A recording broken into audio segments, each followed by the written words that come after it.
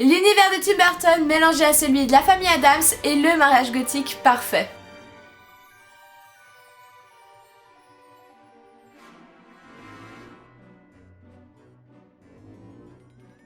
Salut à tous et bienvenue dans cette nouvelle vidéo, j'espère que vous allez bien. Alors aujourd'hui, comme vous l'avez compris, on va parler de la nouvelle série qui vient de sortir sur Netflix, sur l'univers de la famille Addams et en particulier sur le personnage de Mercredi. Donc cette série vient de sortir sur Netflix ce mercredi 23 novembre et elle est en partie dirigée par Tim Burton, en tout cas pour les 4 premiers épisodes et il y en a 8 au total. Alors comme l'indique le titre, la série va se concentrer sur Mercredi Addams et donc les membres de sa famille comme Morticia Gomez ou Pugsley ne seront pas des personnages principaux. Alors pour rappel, à la base, la famille Addams c'est une œuvre littéraire, donc des dessins humoristiques qui a été créée par Charles Addams et a été publiée en 1938 dans le New Yorker et par la suite évidemment ça a été repris dans des films, des séries ou même des dessins animés. Et personnellement je l'ai connu quand j'étais petite sur Cartoon Network et j'adorais cette série et en particulier son générique. Ceux qui connaissent vraiment pas la famille Addams, bah écoutez c'est une famille plus qu'étrange qui est composée du père, donc Gomez, Morticia sa femme, la grand-mère, l'oncle fétide, le cousin machin,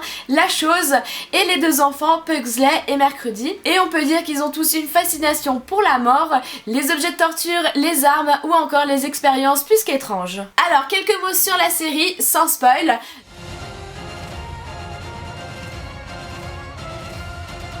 Donc on va retrouver Mercredi Addams qui est interprétée par Jenna Ortega et donc elle va débarquer dans une nouvelle école, Nevermore, où les élèves sont assez particuliers tout comme elle et d'ailleurs c'est là où ses parents ont fait leurs études et donc une fois arrivée elle constate assez rapidement une série de meurtres et donc elle décide de mener l'enquête en compagnie de la chose. Comme j'ai dit en début de vidéo, l'univers de Tim Burton mélangé à celui de la famille Addams c'est juste le mariage gothique parfait, c'est là où le bizarre devient normal et la normalité devient bizarre. Et d'ailleurs tout au long de la série on sent clairement la patte de Tim Burton, que ce soit au niveau des costumes, des décors ou encore de l'ambiance générale, même s'il a travaillé que sur les 4 premiers épisodes. Petite parenthèse anecdote pour ceux qui ne l'avaient pas remarqué, chaque titre d'épisode porte le mot malheur, donc on a Mercredi porte malheur pour le premier épisode, un malheur qui arrive toujours seul, 30 ans de malheur, malheureusement vôtre, malheureux anniversaire, etc.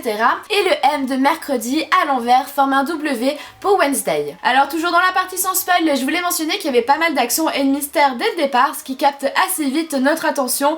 Après personnellement j'attendais cette série avec impatience, donc j'étais clairement à fond dedans dès le départ. Alors j'ai rajouté un petit peu de lumière parce que c'était assez sombre, même si ça collait assez bien avec l'univers de la série. Alors au niveau des acteurs, comme je l'ai dit, on va retrouver Jenna Ortega et elle crève l'écran. J'ai trouvé son interprétation très réussie, que ce soit au niveau des répliques où elle répond au tac et de manière cynique, mais même son parler, sa gestuelle, son jeu de regard, sa démarche ou même l'énergie qu'elle dégage est assurée et on peut dire qu'elle incarne parfaitement son personnage. D'après moi c'est une des meilleures interprétations de Mercredi, d'ailleurs c'est assez drôle mais on va pouvoir retrouver au casting Christina Ricci qui jouait aussi Mercredi dans le film La famille Addams en 1991. On va aussi retrouver Catherine Zeta-Jones qui est magnifique en Morticia, elle est juste trop belle et au niveau de son jeu d'acteur bah écoutez y a rien à en redire, elle est juste parfaite. On va aussi retrouver Gwendoline Christie qui joue le rôle de la directrice de Nevermore mais qu'on a bien connu dans le rôle de Brienne de Tarth dans Game of Thrones ou plus récemment dans Sandman en tant que Lucifer. Alors au niveau de la musique il faut aussi qu'on en parle parce qu'on va retrouver Danny Elfman à la composition et ce gars c'est clairement un génie dans son domaine. Il a travaillé de nombreuses fois avec Tim Burton, notamment sur les films Sleepy Hollow, Alice au pays des merveilles, Mars Attack, Edouard aux mains d'argent et bien d'autres, mais pas que parce qu'il a composé aussi le générique des Simpsons. On le retrouve aussi dans les films Men in Black et les Spider-Man de Sam Raimi. Et oui, ce gars est clairement partout. Alors je crois que j'ai fait le tour pour la partie no spoil, maintenant je vais pouvoir parler sans filtre dans la partie spoil.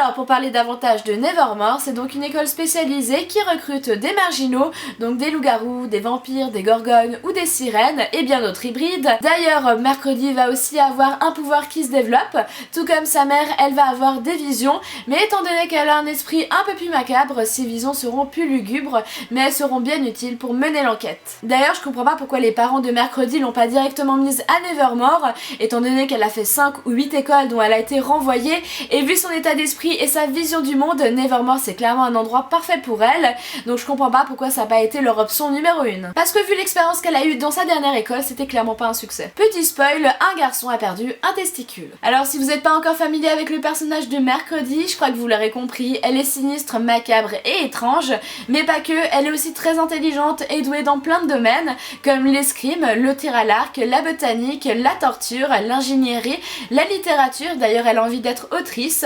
Au final, le seul domaine dans lequel elle n'excelle pas, c'est les relations sociales. Alors Nevermore se situe dans la ville de Jericho, qui est habitée par des normies, donc des personnes qui n'ont pas de capacité, une sorte de moldu. D'ailleurs je comprends mieux pourquoi Poudlard et les autres écoles d'Harry Potter restent cachées au moldu. Dans le passé, Jericho était occupé par des pèlerins, donc des fanatiques religieux qui n'hésitaient pas à faire la chasse aux sorcières, et dans ce cas-là c'était les marginaux. Donc il y a clairement une tension qui règne entre les deux camps. D'ailleurs la fin de la série va se concentrer sur le passé de la ville et sur un pèlerin assez vénère, Craster il me semble. En gros il a envie de tuer tous les hybrides et selon la prophétie, il n'y a que Mercredi qui puisse l'en empêcher. Comme je l'ai dit au début, l'action est mise en place dès le départ avec de nombreux mystères comme une confrérie occulte, un monstre meurtrier et l'enquête qui débute. Mais j'étais un peu déçue par l'épisode final qui pour moi était moins travaillé et qui utilisait des facilités scénaristiques peu recherchées pour faire avancer l'histoire. Comme par exemple la scène où Mercredi est mortellement blessée et où elle se fait miraculeusement soigner par un fantôme. C'était pas hyper recherché. Il y a aussi le personnage de Mercredi qui je pense peut agacer.